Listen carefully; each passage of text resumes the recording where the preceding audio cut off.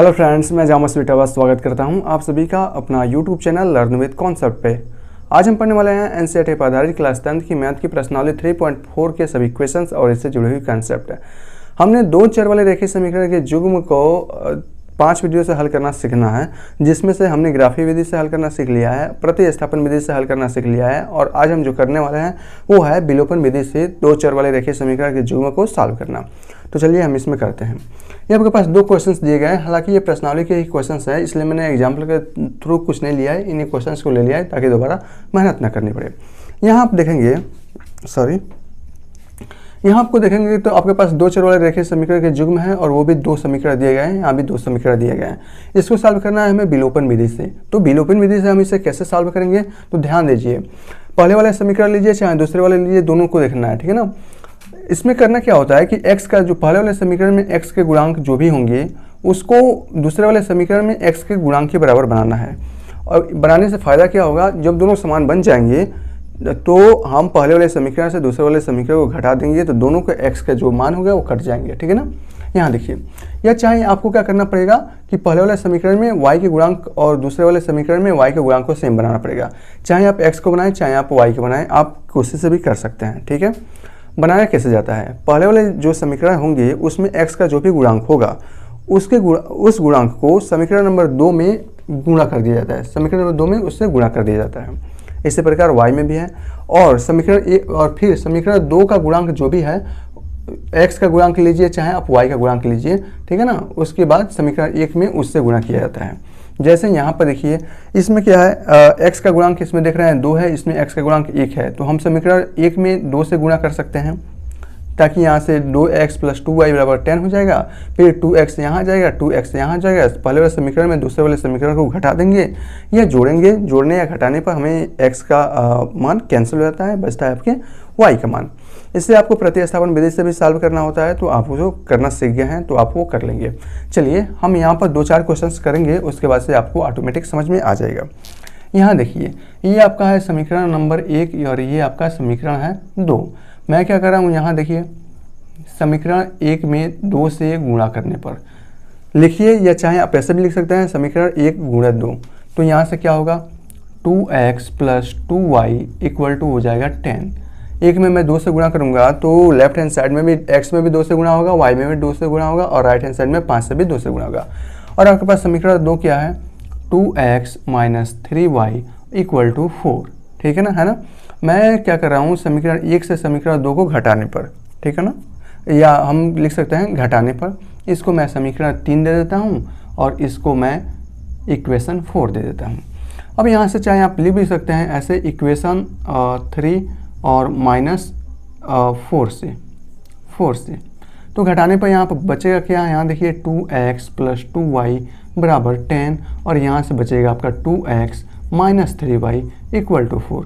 मैं इन्हें घटाना है, जब ये घटाएंगे तो ये 2x से घट के हो जाएगा 0 और यहाँ से 2y, और जब हम घटाएंगे तो ये आपका नेगेटिव हो जाएगा और ये माइनस चिन्ह पॉजिटिव हो जाएगा और ये प्लस चिन्ह नेगेटिव हो जाएगा। ये घट के 0 हो जाएगा और ये हो जाएगा 2x + 3y बराबर हो जाएगा आपका 5y, और ये हो जाएगा 10 में से 4 जाओ 6। घटाना आप लोग जानते हैं कैसे घटाया जाता है, इसके पहले भी हमने सीख लिया है, तो मैं इस पर ज़रा डिस्कस नहीं करूँगा, ठीक है ना। यहाँ बचा है 5y बराबर क्या आएगा, 6 आएगा, ठीक है ना। तो यहाँ से आप लिख सकते हैं y बराबर 6/5, ठीक है ना। आप यहाँ से y बराबर 6/5 इसका एक मान आ जाता है। फिर इसका दूसरा का मान, हमें अब x का मान ज्ञात करना है, तो आप y का मान समीकरण नंबर 1 में रखिए या 2 में रखिए, तो आपको वहाँ से x का मान ज्ञात हो जाएगा, ठीक है ना। बुक्स नहीं है क्या, 1 मिनट।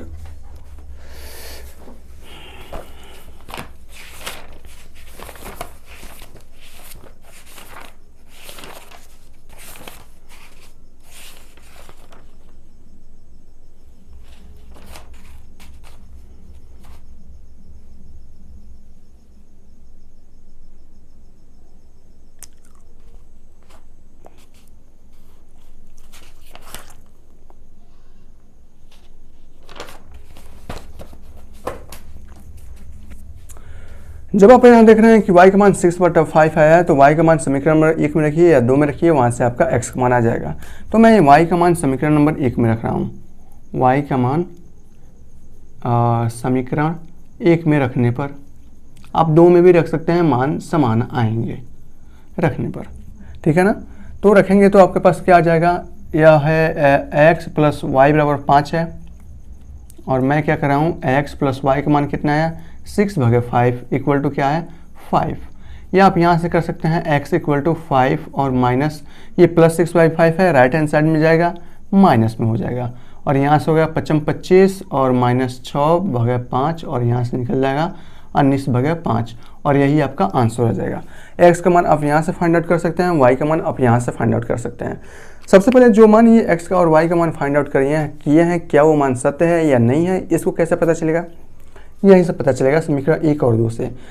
एक x का मान जो भी आया है वहाँ रखिए, y का मान जो भी आया है दोनों को जोड़िए, देखिए क्या 5 के बराबर आया है। यहाँ देखिए y का मान है 6/5 और y का मान है 6/5, x का मान है 19/5, दोनों के जोड़ेंगे तो 19 हर दोनों का समान है तो अंश जुड़ जाते हैं, तो 19 6 25/5 इक्वल टू आ जाएगा 5। इसका मतलब हमने जो मान निकाला है वो मान सत्य है, ठीक है ना, कोई परेशानी नहीं होनी चाहिए। इसको देखते हैं, आपका जो क्वेश्चन नंबर 2 है इसको देखते हैं।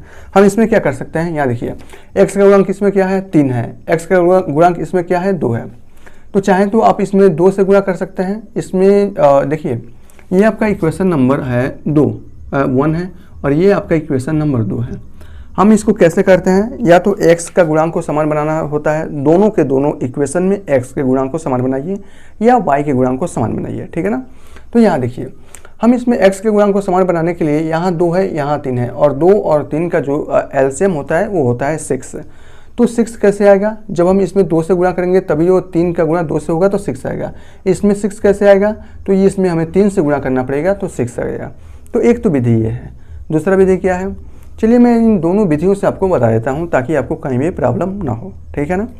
तो पहली विधि यह है कि हम क्या करते हैं समीकरण 1 में पूरे इसमें क्या करते हैं 2 से गुणा करते हैं 6 बनाने के लिए, और इसमें 3 से गुणा करते हैं, फिर मैं इसकी दूसरी विधि में बताऊंगा, ठीक है ना। तो चलिए इसमें हमने 2 से गुणा करेंगे तो ये हो जाएगा 6x प्लस, इसमें अगर जब 2 से गुणा करेंगे तो ये होगा 8y इक्वल टू, जब इसमें 2 से गुणा करेंगे ये हो जाएगा 20। इसमें जब 3 से गुणा करेंगे तो ये हो जाएगा 6x माइनस 2 3 6y बराबर हो जाएगा 6, ठीक है ना। अब मैं समीकरण 1 में से इसमें ये आपका 3 हो जाएगा और यह आपका 4 हो जाएगा। ये सब आपको लिखना है, कैसे लिखना है, ऐसे लिखना है जैसे मैं यहाँ पे लिखा ना, समीकरण 1 गुणा 3 और समीकरण 2 गुणा 3, ठीक, समीकरण 1 गुणा 2 और समीकरण 2 गुणा 3, ऐसे आपको लिख लेना है। उसके बाद से आपके ये मिल जाएंगे, और उसके बाद से आपको क्या करना है, इसमें से घटाना है, ठीक है ना।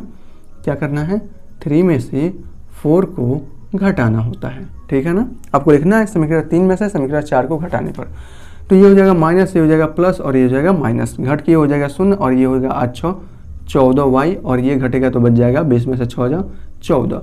आप यहाँ देख रहे हैं आएगा y बराबर 1, 14y बराबर 14, तो y बराबर 14 से 14 कट जाएगा, बचेगा आपका 1, तो y बराबर 1 इसका आ जाएगा, ठीक है ना।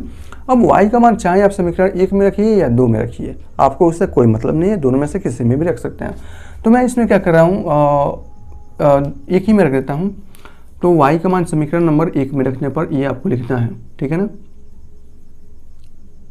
समीकरण 1 में रखने पर, ठीक है ना। तो रखिए यहाँ पर 3x प्लस 4y का मान है 1 और बराबर है 10, और यहाँ से देखिए 3x प्लस 4 और यहाँ हो जाएगा 10, और यहाँ से आप देख सकते हैं तो 3x बराबर 10 में से 4 जाएगा, बचेगा आपका 6, और यहाँ से x बराबर हो जाएगा 2। इस प्रकार आप x बराबर 2 और y बराबर 1 इन दोनों से आ जाएगा, ठीक है ना। मैं इसकी दूसरी भी विधि बता रहा हूँ कि दूसरी विधि से मतलब y के गुणांक को समान करके कैसे किया जा सकता है, ठीक है ना। ये आपका हो जाएगा सेकेंड मेथड हो जाएगा। ध्यान से देखिए, इसको समझिए क्योंकि दोनों की ज़रूरत है। आप यहाँ देख रहे हैं कि इसमें y समीकरण 1 में y का जो गुणांक है वो 4 है, समीकरण 2 में y का गुणांक है 2, तो क्यों ना समीकरण 2 में हम 2 से गुणा कर दें ताकि इसका गुणांक 4 हो जाए, और ये ऑलरेडी 4 से है, ठीक है ना। तो मैं यहाँ पर समीकरण 2 में 4 से गुणा कर रहा हूँ, और सॉरी 2 से गुणा कर रहा हूँ, 2 में 2 से गुणा कर रहा हूँ। तो गुणा करूँगा तो ये बचेगा, पहले वाला आपका समीकरण है 3x plus 4y equal to 10 है ही।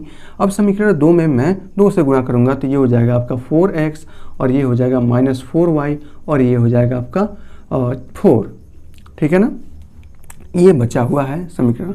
अब मैं क्या कर रहा हूँ, इन दोनों समीकरण को जोड़ रहा हूँ, जोड़ेंगे क्यों? क्योंकि जोड़ने पर यहाँ y के गुणांक को कट जाएंगे, क्योंकि एक प्लस में है एक माइनस में है। घटा इसलिए नहीं रहा हूँ, घटाने पर क्या होगा, इसके दोनों के कोई गुणांक कटेगा नहीं। ये तो आपका माइनस हो जाए x हो जाएगा और ये हो जाएगा 8y। इसलिए जब एक प्लस हो एक माइनस साइन हो तो क्या आपको करना है, जोड़ना है। तो मैं इसको जोड़ रहा हूँ, तो मैं इसको क्या समीकरण नंबर 3 दे दूँ। ये आपका 1 2, ये सेकंड मेथड बता रहा है ना, तो ये 1 2 और ये 3 और ये मैं 4 कर दे रहा हूँ। तो यहाँ मैं लिख देता हूँ समीकरण 3 और प्लस 4 से, ठीक है ना। तो मैं इसको जोड़ रहा हूँ, जोड़ेंगे तो ये कितना होगा 3x 4x, ये हो जाएगा आपका 7x और ये घट के 0 हो जाएगा और ये जोड़ेंगे तो ये हो जाएगा 14। और यहाँ से आप देखेंगे x बराबर आ जाएगा 2। पहले वाले विधि से भी x का बराबर कितना आया था 2, दूसरे वाले विधि से भी x का मान कितना आ गया 2। अब इस x का मान तो समीकरण नंबर 1 या 2 में रख दो। पिछली बार हमने इसको 1 में रखा था, इस बार हम 2 में रख दे रहे हैं। तो x का मान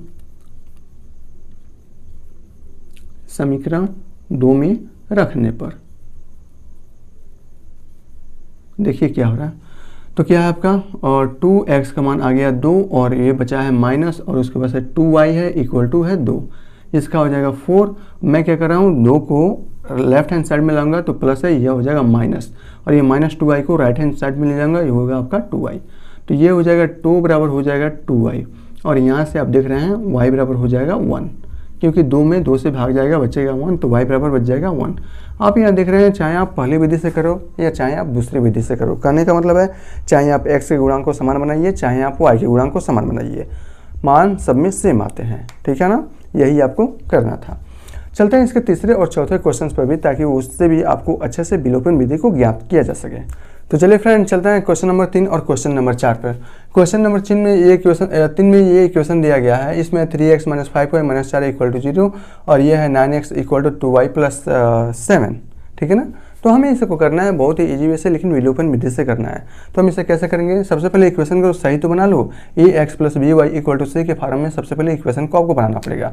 तो मैं इसे बना देता हूँ। तो मैं इसको लिख सकता हूँ 3x - 5y और बराबर 4, और इसको मैं लिख सकता हूँ 9x - 2y बराबर 7। मैं इसको समीकरण नंबर 1 दे रहा हूँ, इसको मैं समीकरण नंबर 2 देता हूँ। यहाँ देखिए समीकरण 1 में x, चाहे आप x के गुणांक को समान बनाइए या y के गुणांक को समान बनाइए, दोनों में से आप किसी को भी बना सकते हैं, लेकिन जो इजी दिखे उसको बनाना चाहिए। यहाँ देखिए ऊपर है 3x, नीचे है 9, इसमें x का गुणांक 3 है, इसमें x का गुणांक 9 है। अगर हम समीकरण 1 में 3 से गुणा कर देते हैं तो ये भी आपका 9x हो जाएगा, और ये ऑलरेडी आपका 9x है, तो बहुत अच्छा रहेगा। तो मैं समीकरण 1 में 3 से, अब मैं पूरा स्टेटमेंट नहीं लिखूंगा, मैं डायरेक्ट आपको समझा रहा हूँ, ठीक है ना। तो मैं एक ही बार में लिख देता हूँ यहाँ पर समीकरण 1 में 3 से गुणा करने पर। तो यहाँ से आपको क्या मिलेगा, 3 से गुणा करेंगे तो 9x - 5 3 15y और बराबर हो जाएगा 12, और ये आपका क्या है 9x - 2y बराबर 7। अब हम क्या कर रहा हूँ, अब मैं इसको समीकरण नंबर 3 दे रहा हूँ और मैं इसको इक्वेशन नंबर 4 दे रहा हूँ, ठीक है ना। अब हम 3 - 4 मतलब समीकरण 3 में 4 से 4 को घटाने पर, ठीक है ना, घटाएंगे तो क्या हो जाएगा, ये माइनस हो जाएगा, ये प्लस और ये माइनस। 9x में से 9x घट जाएगा, बचेगा आपका 0। -15y में से प्लस 2y घटेगा, माइनस बचेगा 13y, और 12 में से कितना 7 जाएगा, बचेगा आपका 5। और यहाँ से आप देख रहे हैं कि y इक्वल टू हो जाएगा -5 भागे 13। y का मान अब निकल गया। अब y का मान चाहे आप समीकरण 1 में रखिए चाहे आप समीकरण 2 में रखिए, x का मान निकल जाएगा। मैं इसका मान समीकरण नंबर 2 एक ही में रख देता हूँ। x का मान y का मान है ना, तो y का मान समीकरण 1 में आप 1 या 2 में किसी में भी रख सकते हैं, ठीक है ना। रखने पर रखिए, देखिए क्या हो रहा है, यह आपका 3x - 5y का मान आया है -5 भागा 13 और आपका है इक्वल टू 4। यहाँ देखिए 3x और ये हो जाएगा आपका माइनस का गुणा माइनस में होगा प्लस, और 5 25 और भागे 13 और बराबर हो जाएगा 4, और यहाँ से हो जाएगा 3x बराबर 4 - 25 भागे 13। 25 भागे 13 को राइट हैंड साइड में ले जाएंगे, प्लस है चिन्ह माइनस हो जाएगा, और यहाँ से मिलेगा 13 चौको 52 और -25 और भागे 13, और यहाँ से हो जाएगा 3x बराबर क्या आएगा आपका 52 में से 25 निकलेगा, 12 में से 5 जाओ 7, और यहाँ बचेगा 4 में से 2 जाओ 2 27 और भागे 13, 3 से जब आप काटेंगे ये 9 बार में कट जाएगा और यहाँ से आ जाएगा x बराबर 9/13। यहाँ देख रहे हैं y का मान निकल गया है, कितना निकला है y का मान यहाँ से -5/13 और x का मान 9/13। ये निगेटिव में आएगा, ये पॉजिटिव में आएगा। इस प्रकार आप x और y के मान बहुत ही इजी वे से ज्ञात कर सकते हैं। मैंने आपको एक और बात बताई थी कि जो हम मान निकाल रहे हैं वो मान सत्य है या नहीं है, कैसे आप जांच करना है। x और y का मान समीकरण नंबर 1 या 2 में रखिए, देखिए left hand side right hand side के बराबर आ रहा है या नहीं आ रहा है, उसके बाद यह कन्फर्म हो जाता है। ये आपका क्वेश्चन नंबर 4 है, हमें इसको भी सॉल्व करना है। कैसे सॉल्व करेंगे? तो सबसे पहले हम इन इक्वेशंस को और जो भिन्न के फॉर्म में है दो चर वाले रेखीय समीकरण के फॉर्म में तो बदल दें। तो चलिए हम इसको बदलते हैं। तो यहाँ से देखिए दोनों का लघुत्तम कितना होगा, 6 होगा ना। तो ये हो जाएगा आपका 3x, दो चर, इसको आप लोग भिन्न के फॉर्म में है तो आप सॉल्व करना जानते हैं, तो मैं इस पर ज़्यादा जोर नहीं दूंगा। 3 का गुणा x में किया 3x, 2 का गुणा 2y में करेंगे तो प्लस 4y, और लघुत्तम कितना आएगा आपका 6 का गुणा -1 में करेंगे तो -6। इसी प्रकार इसको करेंगे तो कितना होगा यह 3x - y इक्वल टू क्या हो जाएगा 9।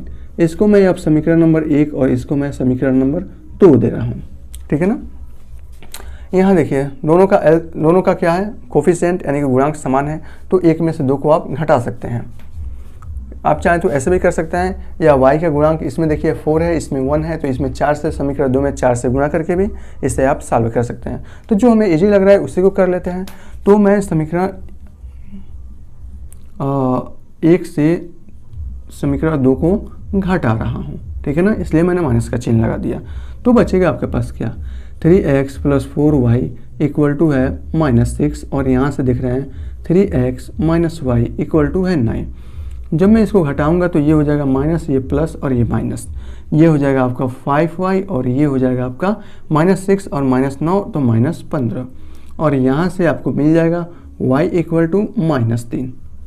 ठीक है, समझ में आ रहा है? 3 बार में कटेगा तो -3, आगे माइनस है।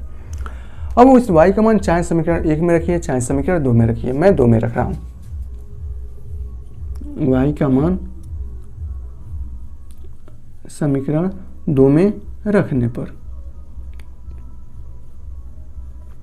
तो यहाँ से हो जाएगा 3x - y का मान कितना आया -3 और यह है 9, तो ये हो जाएगा 3x + 3 इक्वल टू 9, और यहाँ से हो जाएगा 3x बराबर 6 और यहाँ से हो जाएगा x बराबर 2।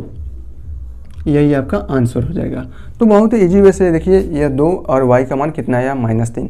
जांच कर ले कि ये जो हमारा मान सही है या नहीं है। तो चलिए x और y का मान समीकरण नंबर 1 या 2 में रख देते हैं, 2 में रख देते हैं, काफ़ी ईजी रहेगा।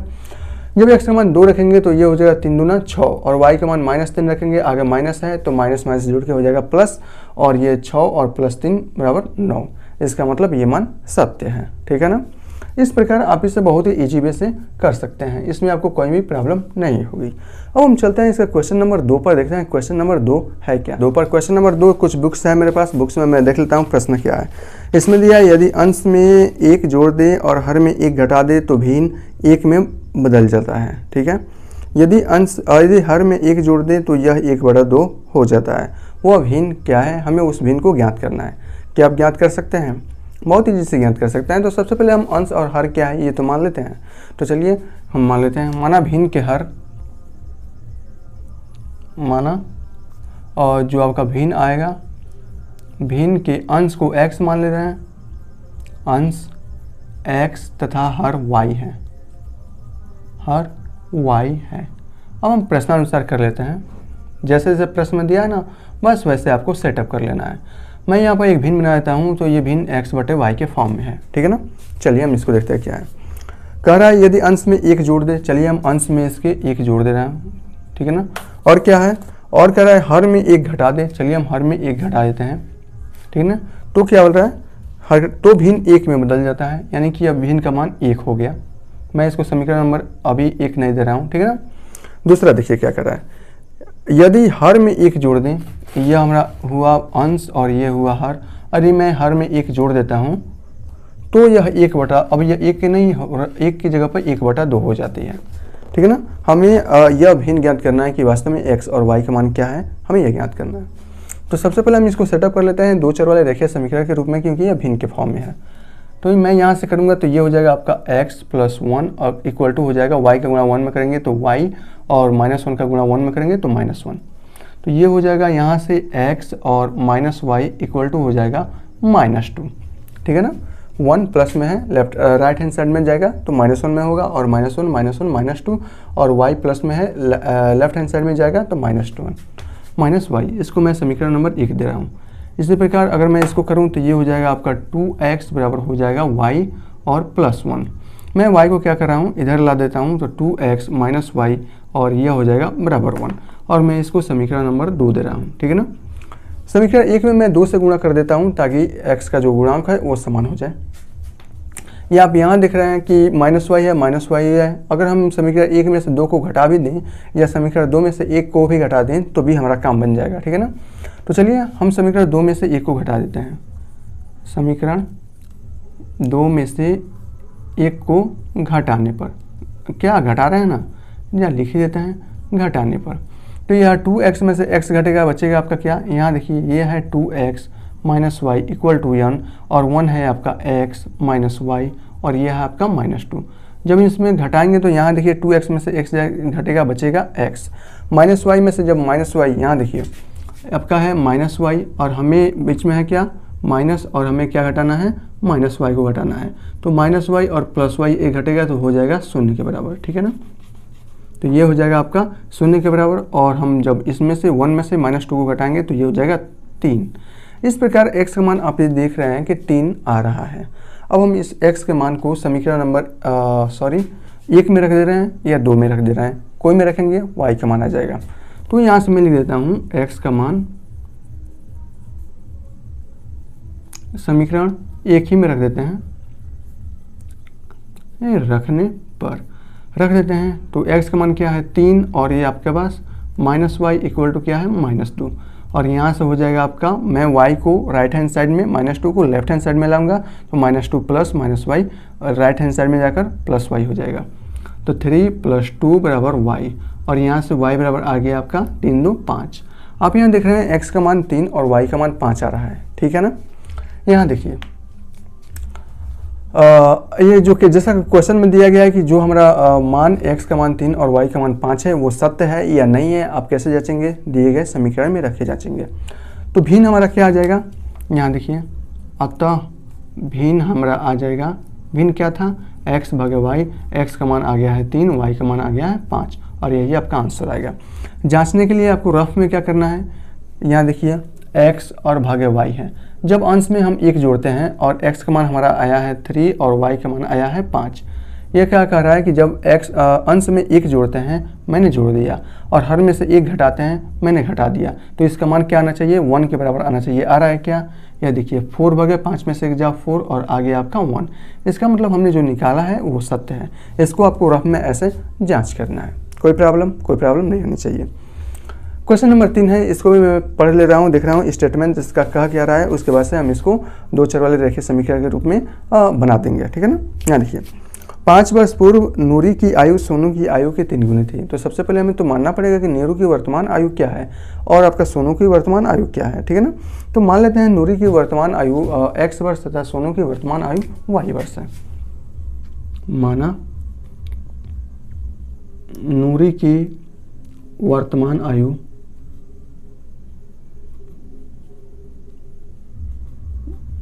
x वर्ष तथा सोनू की वर्तमान आयु कितना है, y वर्ष है। ठीक है ना, बस अब जैसा प्रश्न में किया गया है तो प्रश्नानुसार जैसा जैसा स्टेटमेंट दिया है वैसे आप बना लीजिए। इसमें क्या कह रहा है, यहाँ देखिए 5 वर्ष पूर्व का मतलब होता है पहले, तो 5 वर्ष पहले नूरी की आयु, आज की वर्तमान आयु अगर नीरू की x वर्ष है तो 5 वर्ष पहले नीरू की वर्तमान आयु कितनी होगी, x - 5 होगी। एक ही स्टेप मैंने पढ़ा, एक ही स्टेप से हमें इस समीकरण को मैंने बना लिया। ठीक है ना, तो 5 वर्ष पूर्व नूरी की आयु सोनू की आयु की 3 गुनी थी। सोनू की वर्तमान आयु कितनी है, y है, तो 5 वर्ष पहले सोनू की वर्तमान आयु क्या होगा, y - 5। अब ये कह रहा है कि 5 वर्ष पहले नूरी की वर्तमान आयु सोनू की वर्तमान आयु की कितनी गुनी थी, 3 गुनी थी। तो मैं क्या कर रहा हूँ कि सोनू की वर्तमान आयु में 3 से गुणा कर देता हूँ तो ये आपका मान निकल जाएगा। मैं इसको सबसे पहले मैंने एक लाइन पढ़ा है, उसके तहत मैंने यहाँ पर दो चर वाले रेखीय समीकरण बना लिया है।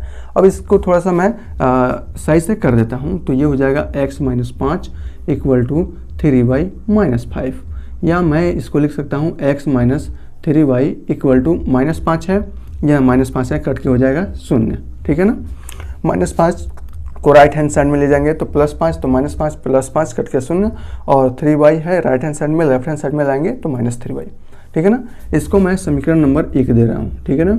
अब मैं दूसरा स्टेटमेंट पढ़ूंगा इसके आगे का, और फिर उसको दो चर वाले रेखीय समीकरण के रूप में ढालूंगे, ठीक है ना। यहाँ देखिए अब क्या कह रहा है, 10 वर्ष पश्चात, पश्चात का मतलब होता है आगे की ओर, तो 10 वर्ष बाद नूरी की आयु, नूरी की वर्तमान आयु कितनी है, x वर्ष है। 10 वर्ष बाद नूरी की वर्तमान आयु कितनी होगी, यहाँ से लिख देता हूँ, तथा 10 वर्ष बाद नूरी की वर्तमान आयु कितनी हो जाएगी, x प्लस 10 हो जाएगी। अब जैसे जैसे स्टेटमेंट बोल रहा है मैं करते जा रहा हूँ। तो 10 वर्ष बाद नूरी की वर्तमान आयु सोनू की आयु की 2 गुनी ही रह जाएगी। तो 10 वर्ष बाद सोनू की आयु भी क्या हो जाएगी, y प्लस 10 हो जाएगी, और 10 वर्ष बाद नूरी की वर्तमान आयु सोनू की वर्तमान आयु की 2 गुनी रह जाएगी। यानी कि ये आपका बनेगा दो चर वाले रेखीय स्टेटमेंट, ठीक है ना। यहाँ से मैं इसको सिस्टमेटिक कर लेता हूँ, तो ये हो जाएगा आपका 2y प्लस 20, या x minus 2y equal to हो जाएगा 10, प्लस 10 है राइट हैंड साइड में ले जाएंगे, माइनस 10 हो जाएगा, 20 में से माइनस 10 घटेगा, बचेगा आपका 10। इसको मैं इक्वेशन नंबर 2 कर लेता हूँ, ठीक है ना। बस समीकरण 1 और 2 की मदद से हमें इसको ज्ञात करना है। तो यहाँ देखिए, अगर मैं 2 में से, यहाँ x का गुणांक 1, x का गुणांक 1, तो 2 में से 1 को घटाइए, चाहे 1 में से 2 को घटाइए, दोनों का मान समान आएगा। तो मैं समीकरण 1 में से 2 को घटा देता हूँ, समीकरण 1 में से मैं 2 को घटा रहा हूँ, ठीक है ना। यहाँ देखिए, तो ये हो जाएगा x minus 3y equal to 0, और ये हो जाएगा x minus 2y equal to 10। मैं घटा रहा हूँ, तो घटाने पे ये माइनस, ये प्लस, और ये हो जाएगा माइनस, तो ये कट के हो जाएगा 0। माइनस 3y में से प्लस 2y जाएगा तो बचेगा माइनस y, और 0 में से माइनस 10 जाएगा तो बचेगा माइनस 10, या यहाँ से आप लिख सकते हैं y बराबर 10, ठीक है ना। y का मान आ गया 10, और y का मान किसका था, सोनू। सोनू की वर्तमान आयु कितनी है इस समय, 10 वर्ष है। y का मान समीकरण 1 में रखिए या समीकरण 2 में रखिए, तो चलिए मैं 2 में रख देता हूँ। y का मान समीकरण 2 में रखने पर कितना अच्छा है यार, तो रखते हैं। तो यह आएगा x माइनस 2, y का मान कितना है आपका 10, और बराबर कितना है आपका 10। तो यहाँ से देखिए x माइनस 20 और बराबर क्या आ गया 10, और यहाँ से देखिए x बराबर क्या आ गया 20, और 10 प्लस माइनस 20 है, राइट हैंड साइड में जाएगा प्लस 20 हो जाएगा, तो x बराबर हो जाएगा 30। यानी कि नूरी की वर्तमान आयु 30 वर्ष है और सोनू की वर्तमान आयु 10 वर्ष है। चलिए फ्रेंड, चलता है क्वेश्चन नंबर दूसरा का तीसरे क्वेश्चन की ओर। मैं पढ़ देता हूँ। इसमें दिया है कि 2 अंकों की संख्या के अंकों का योग 9 है। तो हमें तो मान लेते हैं कि 2 संख्या अगर है जिसके अंकों का योग 9 है, तो पहली संख्या x या दूसरी संख्या y, कुछ भी करके आप मान सकते हैं, ठीक है ना। इस संख्या का 9 गुना संख्या के अंकों को पलटने से बनी संख्या का 2 गुना है। वास्तव में यहाँ देखिए, ये बहुत ही कॉन्सेप्ट वाला क्वेश्चन है, ठीक है ना, यहाँ समझने वाली चीज़ है। तो सबसे पहले अगर आपके पास 2 अंकों की संख्या होगा तो वास्तव में एक अंक इकाई और दूसरी अंक दहाई होगा, ठीक है ना। तो उसके अंकों को लिखा कैसे जाता है, इकाई के अंकों को और दहाई के अंकों को, ठीक है ना। जैसे मैं यहाँ पर अगर छोटे से बात को अगर मैं समझाना चाहूँ तो मैं यहाँ लिखता हूँ 22, 22 है ना। तो 22 में इकाई का अंक है 2 और दहाई का अंक क्या भी है 2, या अगर मैं 22 की जगह पर 23 कर देता हूँ तो इकाई का अंक हो जाएगा 3 और दहाई का अंक हो जाएगा 2। लेकिन इसे संख्या के रूप में अगर आपको लिखना है तो इसको आप ऐसे भी लिख सकते हैं 20 प्लस 3, ठीक है ना, जहाँ इकाई का अंक 3 है, दहाई का अंक 2 गुणे 10 के रूप का है, ठीक है ना। दहाई के अंक को हमेशा कैसे लिखा जाता है, 10 से गुणा करके लिखा जाता है, इकाई के अंक को स्वतः ही लिखा जाता है। अगर हमारे पास यहाँ पर 53 है तो मैं इसे लिख सकता हूँ 50 गुणे यहाँ 10 गुणे, इसको देखिए इकाई का अंक है 3 और दहाई के अंक को मैं लिख सकता हूँ 5 गुणे 10। अतः दोनों को मिलाकर मैं लिख सकता हूँ 5 गुणे 10 प्लस 3। हमें यहाँ पर मानना पड़ेगा कि इकाई का अंक मान लीजिए x मान रहे हैं या y मान रहे हैं, वो आपके ऊपर है, ठीक है ना। तो सबसे पहले हम यहाँ पर मान लेते हैं कि माना इकाई का अंक x तथा दहाई का अंक y है। दहाई का अंक क्या, अगर इकाई का अंक x है तो दहाई का अंक क्या होगा, y है। तब क्या हम इसे इस प्रकार लिख सकते हैं, इसमें जैसा क्वेश्चंस में दिया है प्रश्नानुसार क्वेश्चन में करके हम लिख सकते हैं। तो तब प्रश्नानुसार, यहाँ देखिए प्रश्नानुसार क्या बोला है कि दो अंकों की संख्या के अंकों का योग 9 है। तो अंकों का योग यानी कि x + y = 9, ये आपका समीकरण नंबर 1 दिया हुआ है। अब उसके बाद से क्या कह रहा है कि इस संख्या का 9 गुना, देखिए यहाँ पर यह आपका इकाई का अंक क्या है, आपका x है, दहाई का अंक क्या होगा आपका 10y होगा, और दोनों को मैं जोड़ रहा हूँ, ठीक है ना। तो यह कह रहा है कि इन संख्या का 9 गुना, किस संख्या का, इस संख्या का 9 गुना, मैंने 9 से इसमें गुणा कर दिया। संख्या के अंकों को पलटने, यानी कि अगर y की जगह पर x कर दे, x की जगह पर y कर दे, तो क्या होगा हमारे पास 10x + y। तो इन संख्या को पलटने से बनी संख्या का 2 गुना है, तो इसमें मैं 2 से गुणा कर देता हूँ। तो वास्तव में आपके पास दो चर वाले रेखीय समीकरण का ऐसा इक्वेशन बनेगा, ठीक है ना। समझ में आ रहा है ये सब कहाँ से हो रहा है, जैसा स्टेटमेंट में दिया है मैं वैसा कर देता हूँ। फिर मैं अब क्या करता हूँ, इसको थोड़ा सा सॉल्व करते हैं। तो ये हो जाएगा 90y + 9x = 20x + 2y, ठीक है ना। यहाँ देखिए 90y में से 2y जब घटाएंगे तो बचेगा आपका 88y, और मैं क्या कर रहा हूँ इधर से 11x बराबर, मैं इसको हो जाएगा 0। देखिए दोनों में 11 कॉमन है, तो ये हो जाएगा 8y - x, और इधर क्या हो जाएगा 11 को मैंने कॉमन लिया है बराबर 0, या मैं यहाँ से लिख सकता हूँ 8y - x बराबर 0। मैं इसको समीकरण नंबर 2 दे रहा हूँ। आपको कोई प्रॉब्लम है, अगर मैं इसको समीकरण नंबर 2 देता हूँ तो कोई भी प्रॉब्लम नहीं होनी चाहिए, ठीक है ना। अब मैं इसको क्या करते हैं, हम लोग समीकरण 1 और 2 को हल करते हैं। तो 1 और 2 को हल करेंगे तो मैं क्या कर रहा हूँ, समीकरण 1 में 2 से जोड़ रहा हूँ। जोड़ क्यों रहा हूँ, क्योंकि x का गुणांक यहाँ पॉजिटिव में है या नेगेटिव है, जोड़ने पर ये स्वतः ही खत्म हो जाएंगे, ठीक है ना। तो समीकरण 1 और +2 से क्या होगा आपका, x और x हो जाएगा ख़त्म। अब मैं इसको लिखने की ज़रूरत है नहीं, या मैं लिख ही देता हूँ x + 1 = x + y = 9, और इसके जगह पर है -x + 8y = 0। इसको जब आप जोड़ेंगे तो यहाँ देखिए कट के हो जाएगा 0, और ये बचेगा आपका 9y = 9। तो यहाँ से हो जाएगा y = 1, यानी कि जो इकाई का अंक है वो कितना, ये y है क्या आपका, y दहाई का अंक है। दहाई का अंक क्या होगा आपका 1 होगा। अब इकाई का अंक आप देख लेते हैं, y का मान समीकरण नंबर 1 में रख देते हैं। तो यहाँ से y का मान समीकरण 1 में रखने पर क्या होगा, x + y की जगह पर क्या है 1 रखेंगे, बराबर कितने के बराबर है 9 के बराबर। तो x बराबर यहाँ से क्या हो जाएगा 8, यानी कि इकाई का अंक आपका क्या होगा 8, और दहाई का अंक क्या होगा आपका 1, ठीक है ना। इस प्रकार जो संख्या होगी मैं यहाँ पर लिख देता हूँ, अतः संख्या क्या होगी, इकाई का अंक क्या है आपका x माने थे और x की जगह पर है 8, दहाई का अंक y माने थे, y की जगह पर है 1। इसका मतलब जो संख्या होगी वह 18 होगी। बहुत ईजी वे से आप समझ पा रहे हैं, क्योंकि इसमें कुछ भी नहीं है, ठीक है ना। चेक कैसे करेंगे, आप बहुत ईजी वे से चेक भी कर लेंगे। देखिए कैसे चेक करेंगे, दोनों संख्याओं के अंकों का योगफल कितना होना चाहिए 9। दोनों संख्याओं के अंकों का योगफल 1 और 8 कितना हुआ 9, ठीक है ना। इस प्रकार आप इसे जांच भी कर सकते हैं, 2 से भी जांच कर सकते हैं। क्या होना चाहिए 8, y में आपको, यानी कि y क्या है आपके दहाई का अंक है, यह आपका इकाई का अंक, यह आपका दहाई का अंक। दहाई के अंक में 8 से गुणा कीजिए, कितना होगा 8, उसमें से x घटाइए, x का मतलब इकाई के अंक घटाइए 8, क्या होना चाहिए 0। तो 8 में से 8 घटेगा क्या होगा 0। इसका मतलब हमने जो निकाला है वह सत्य है। चलते हैं इसके क्वेश्चन नंबर, अगले जो क्वेश्चन है उस पर चलते हैं। तो मुझे इसे मिटाना पड़ेगा, तो मैं इसे मिटा देता हूँ। ओह सॉरी, चलिए इसको मिटा देता है।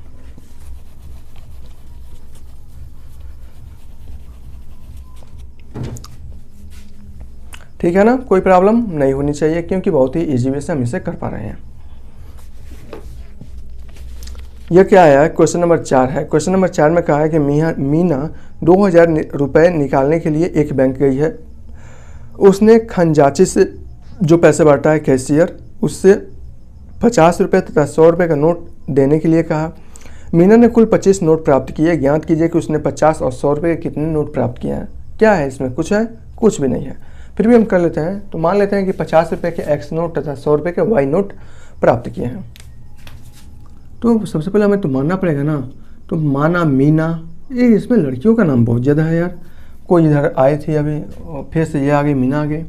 तो मीना यहाँ से माना मीना 50 के एक्स नोट और 100 है कि क्या है, 50 के एक्स नोट तथा 100 रुपये के वाई नोट प्राप्त किए हैं तथा 100 के वाई नोट प्राप्त किए हैं,